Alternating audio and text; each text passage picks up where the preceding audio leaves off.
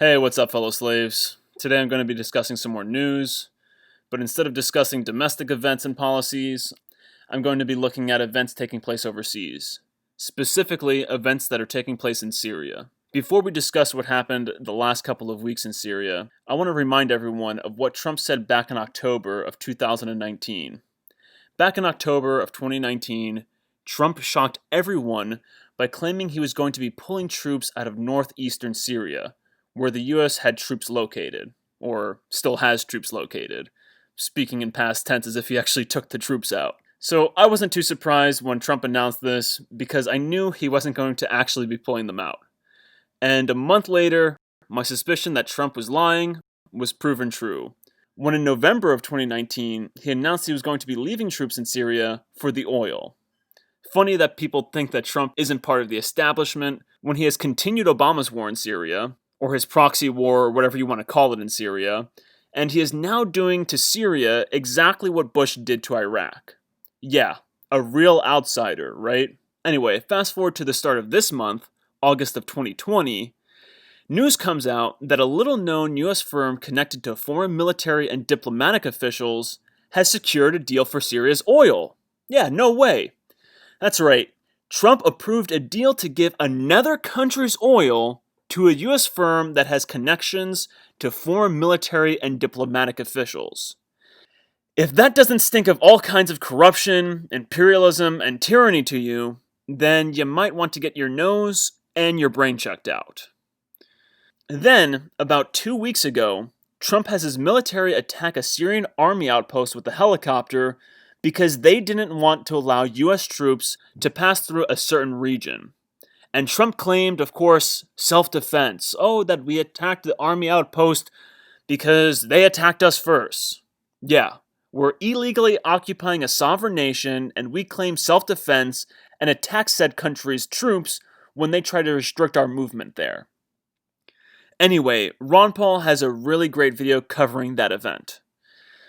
Then, about a week ago, US troops ram a Russian military police vehicle off the road. We'll look at a video of that later. And just a couple days ago, the US tries stopping another Russian convoy, but gets slightly rammed while doing so, and then the US is now claiming Russia injured US troops and that the Russians were the aggressors. Yeah. The US is like that bully that they bully somebody, and then when their victim stands up to them, they play victim. That's exactly what the US is like. And it's terrible that people don't see that. You know, it's hilarious how Trump can claim, oh, we need law and order in this country. We need law and order. And he rallies against the Democrats. And no, I am no fan of the Democrats. I do not fall for the false left-right paradigm. But it's funny how Trump is talking all about law and order here domestically, but then he's playing these games across the seas. Then his foreign policy is the complete opposite of law and order. So anyway, we're going to be focusing on this last event. I said already that we're going to be looking at video of the US troops ramming the Russian police vehicle off the road. We'll look at that afterwards, just so we can compare the two. I'm going to be comparing what the US did to the Russian vehicle, ramming the vehicle off the road, and then what the Russian vehicle did to the US vehicle. We'll be doing that at the end. But first, I want to look at how the mainstream news is reporting the facts. And they are reporting some of the facts, and I want to look at some of the facts so that we can see, and that there's some pretty fishy stuff going on too. So I'm going to first look at a CBS News article about it, and then I'm of course going to be looking at a CNN article covering it, because CNN just always makes me laugh. So let's get right into this. So starting off with the CBS News article about it. US troops injured for first time in encounter with Russian forces in Syria. What a title. This was of course released August 27th, 2020. Washington. Russia on Thursday blamed the United States for a tense confrontation in Syria, which Russian military vehicles and helicopters surrounded US armored vehicles, leaving US troops injured. The White House National Security Council said in a statement that a Russian vehicle struck a US mine-resistant all-terrain vehicle, causing injuries to the vehicle's crew. Now, when I first read this, I thought, hey, that's an innocent enough introduction. But then I read that first sentence again, and I was like, wait, what? That doesn't really tell us much. So, the confrontation in Syria, in which Russian military vehicles and helicopters surrounded U.S. armored vehicles, leaving U.S. troops injured. It's like, okay, if you read that sentence, you're going to ask yourself, what caused these injuries? They surrounded these vehicles, and what, did they go in there and beat them up and then just left them injured? I mean, it's nice that they clarify in the next sentence that the injuries were caused from a Russian vehicle striking a U.S. mine-resistant all-terrain vehicle, but still, that first sentence is just very, very poorly worded.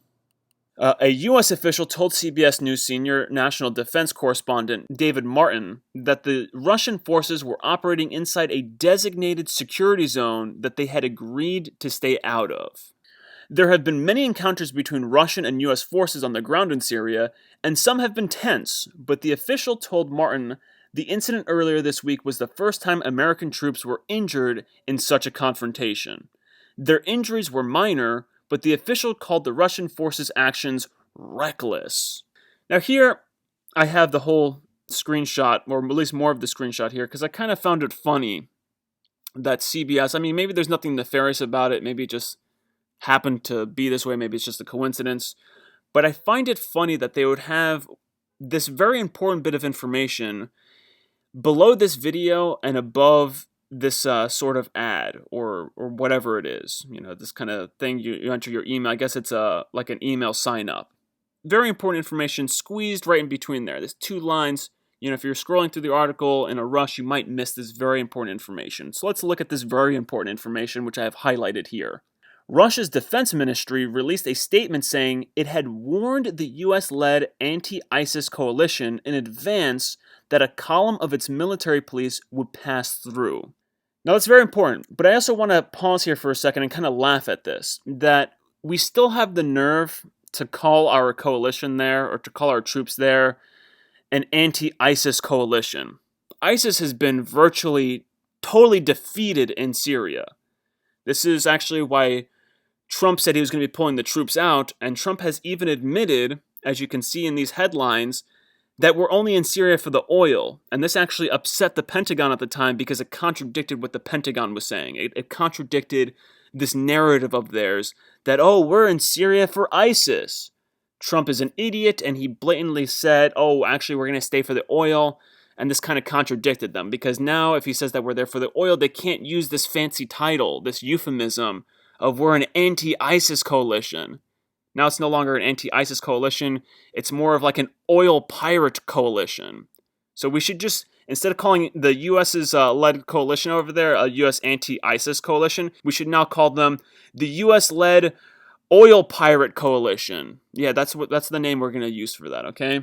Just like we had the coalition of liars reporting about the marijuana in New York, over here we now have the oil pirate coalition. These are better names because those names actually get to the truth. They're not some euphemisms to cover up the truth. And then it goes on to say, quote, in spite of this, in breach of the existing agreements, the U.S. troops attempted to block the Russian patrol. It said, adding that Russian military police took necessary measures to end the incident and carry on their mission.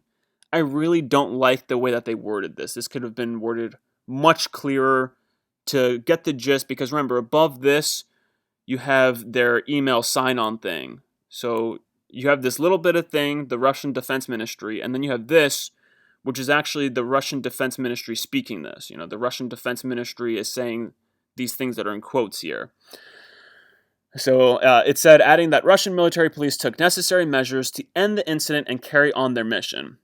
The chief of the Russian General Staff, Valery whatever, gave full explanations in a Wednesday phone call with General Mark Milley, the chairman of the U.S. Joint Chiefs of Staff, Moscow said.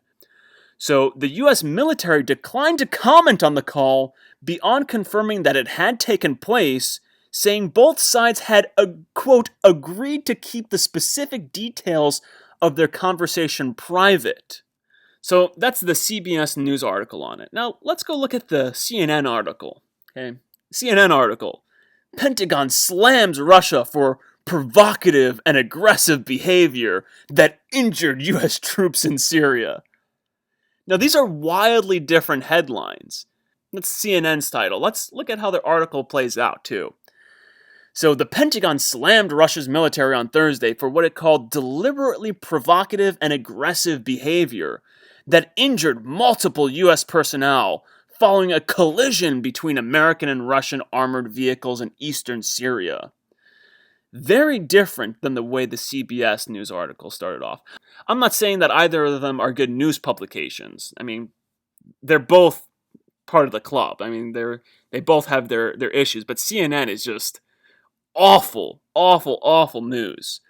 So then, quote, Russian forces breached our deconfliction agreement in Syria and injured U.S. service members with their deliberately provocative and aggressive behavior, Chief Pentagon spokesman Jonathan Hoffman said in a statement, the Defense Department's first public comments about Tuesday's incident. So, we have advised the Russians that their behavior was dangerous and unacceptable.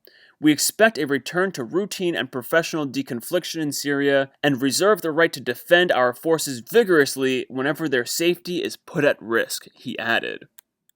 So CNN starts off all of that stuff what the Americans say.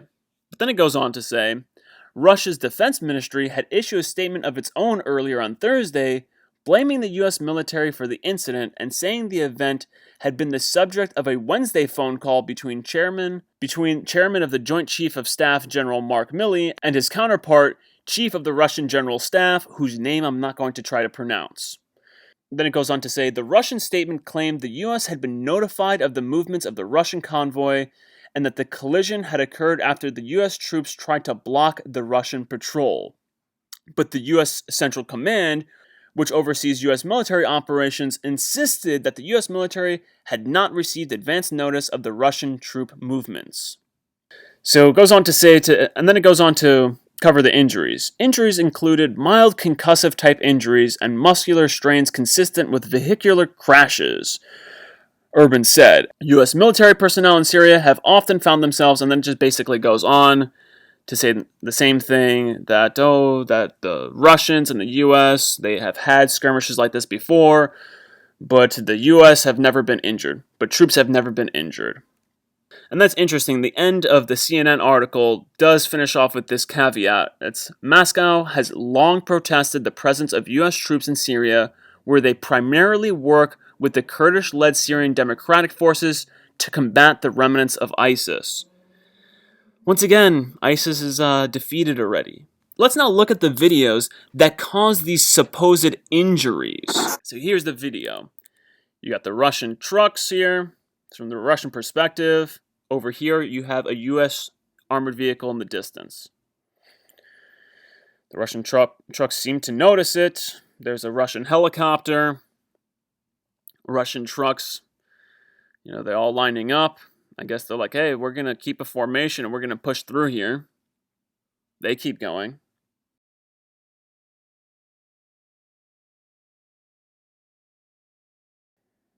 Oh, and there you go. Look at that. The U.S. trucks just pull right on out in the front.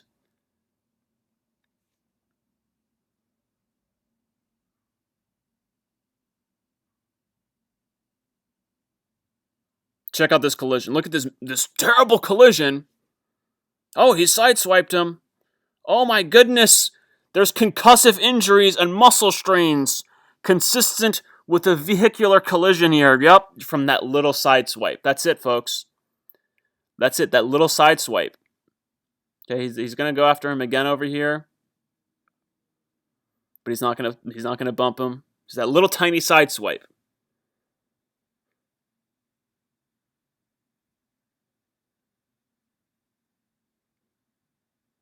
This truck over here doesn't get touched at all. But yeah, that little collision, that little thing, yep, that's what they're claiming caused these injuries to the U.S. troops. And this Russian guy, I mean, you can see his boot over there. I mean, he's chilling out on the truck.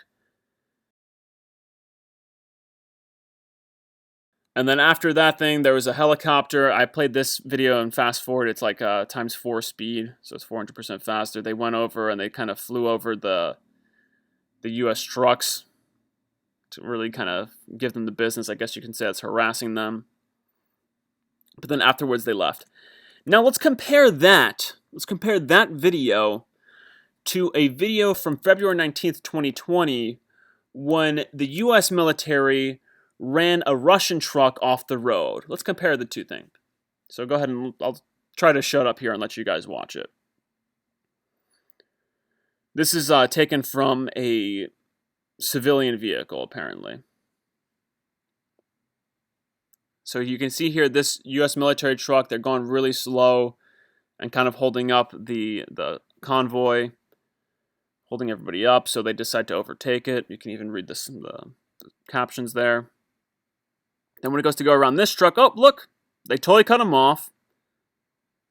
And they go, and look, they ran him off the road. They almost killed that civilian over there. The U.S. military doesn't really care about killing civilians, only cares about, law and order in our own country. Fuck law and order in the other countries. But yeah, incredible.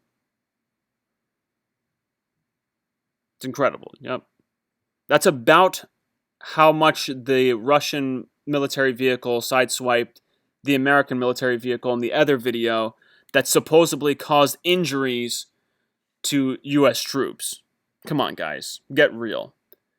Anyway, before I finish this video off, I just want to say something. I'm going to explain what I think is happening here.